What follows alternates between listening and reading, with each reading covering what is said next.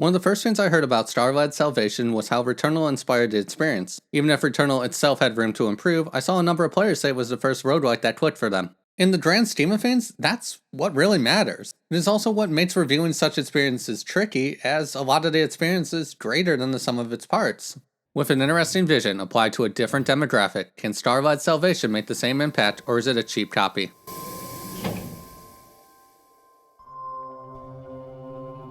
Starlight Salvation starts by trying to be intriguing. Players control Willow, a woman who wakes up in an unfamiliar room and quickly notices things are not right.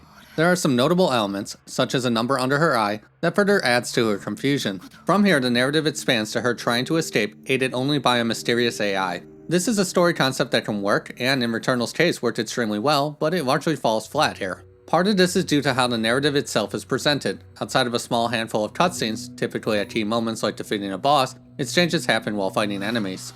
All of this results in a story that feels rather slow, coupled with taking too long for players to be invested, something that doesn't really have gameplay to elevate the core experience. もしもしもしもし誰かダメかくそ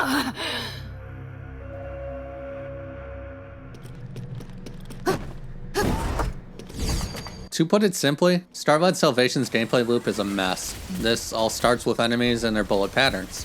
On a basic level, I don't think it's particularly difficult to avoid most attacks. It is so bad that I don't even need well-timed dodges or to utilize the parry mechanic to do it either. It isn't until enemies start to lock on, or you fight 5 things that fire multiple times in quick succession, that things start to become difficult. Even then, it isn't hard, as much as the damage you take for a single mistake is rather high. For example, there are enemies that fire 2 shots that lock onto you. I failed to dodge both and lost nearly half my health.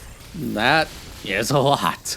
At least more than I was expecting from such an attack. Heals are also rather underwhelming. At times I'll find a room with a healing item, redeem it, and then wonder if I even healed. Seriously, they can be really underwhelming. Now, there are tiers, and the tier 3 version is actually good, but the tier 1 version is so bad I'd consider it the same as nothing.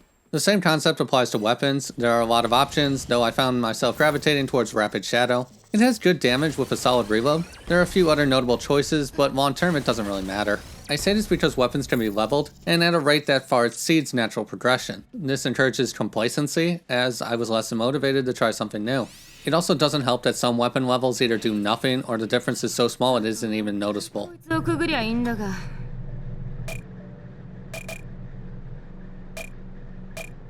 Long term, weapons work in a logical way. I could open a box and find a level 30 gun coupled with a level 15 one, and I'll be holding one in the 40 range.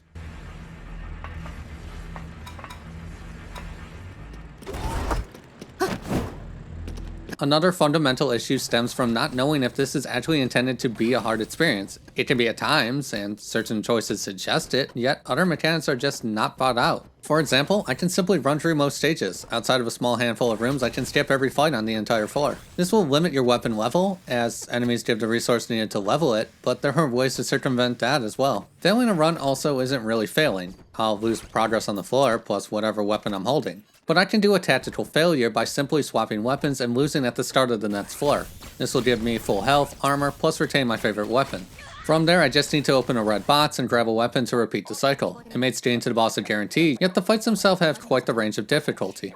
At first it felt a lot like Returnal. They'd attack a large area, I'd dodge or parry whenever possible, and eventually win. Over time they start attacking an increasingly large amount of area. I don't even mind that, most of these are easy to avoid, it's shooting status ailments across a large portion of the map that sucks.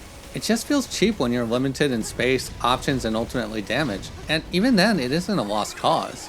So I go from thinking this game is a joke, to rather intense, to extremely cheap, only to go back to thinking it's a joke?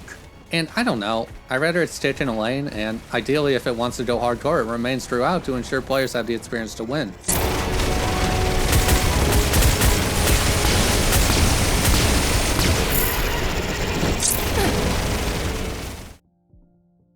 Difficulty aside, the biggest issue with Starlight Salvation is the variety. It's so bad the library lists a total of 9 enemies, 3 of which are bosses.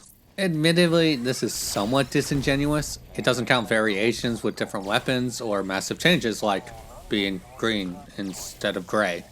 But you'll fight the same thing a lot. And it isn't just enemies that feel bland, it's the world itself. Robots in a metal base is not a particularly thrilling backdrop. Even if the rooms are technically different, it's the same design, just rearranged differently.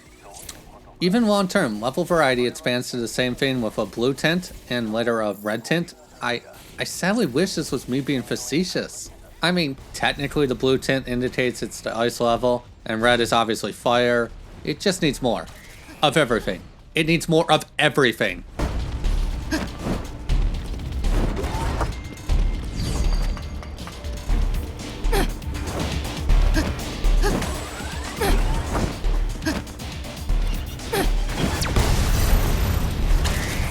To be honest, Starlight Salvation is a hard sell. Like, it isn't fundamentally broken, it just lacks a hook.